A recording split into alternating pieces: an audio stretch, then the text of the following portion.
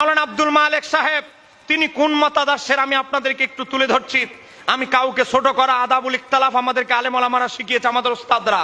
দেখেন প্রচলিত ভুল মাসিক আল কাউসারের একটা সংখ্যা প্রচলিত ভুল কলামে মাওলানা আব্দুল মালেক সাহেব কিছু কথা লিখতেন, সেগুলো এখানে একসাথে করে লেখা হয়েছে। দেখেন মাওলানা আব্দুল মালেক যিনি বর্তমানের বাইতুল মোকাররমের খতিব, বলেন বাইতুল মোকাররমের এই খতিব সাহেব লিখেছেন প্রচলিত ভুল। এই প্রচলিত কিছু ভুলের কথা আলোচনা করতে গিয়ে তিনি তার বইয়ের ভিতরে 87 নম্বর পেজের ভিতরে উল্লেখ করেছেন। দেখেন ভুল সম্পর্কে তুলে ধরেছেন। দেখেন সেখানে গিয়ে বলতেছে খ মোহাম্মদ বিন আব্দুল ওয়াহাব নজদি রহমতুল্লাহ আলাই, জোরে কোনা নাউজুবিল্লাহ। ওয়াহাবি মতবাদের প্রতিষ্ঠাতা আব্দুল ওয়াহাব নজদিকে বলতেছে মোহাম্মদ বিন আব্দুল ওয়াহাব নজদিকে কি রহমতুল্লাহ আলাই। আবার বলতেছে দেখেন মোহাম্মদ ইবনে আব্দুল ওয়াহাব নজদি রহমতুল্লাহ আলাই, তারপরে লিখতেছে আরবের একজন প্রসিদ্ধ সংস্কারক বুজুর্গ ছিলেন। একটু জোরে কন্যা নাউজুবিল্লাহ। সংস্কারক মানে মুজাদ্দিদ, মুজাদ্দিদকেই বাংলায় সংস্কারক বলা হয়।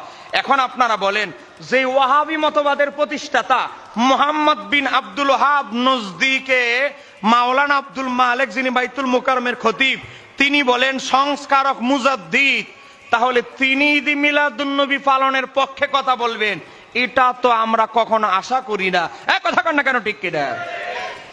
আমরা বলবো মাননীয় প্রধান উপদেষ্টাকে আজকে ওয়াহাবি মতবাদের প্রতিষ্ঠাতাকে যে মুজাদ্দিদ বলে, আজকে তার মতো ব্যক্তিকে বানানো হয়েছে বাইতুল মোকাররমের খতিব, তা আবার প্রতিযোগিতা ছাড়া, ইন্টারভিউ ছাড়া, যোগ্যতা পদযোগ্যতা যাচাই বাছাই ছাড়া, বাংলাদেশের সকল মস্তকে ধরনের আলেম ওলামাদের সাথে পর্যালোচনা ছাড়া ডাইরেক্ট আজকে মাওলানা আব্দুল মালেককে ঢুকানো হয়েছে।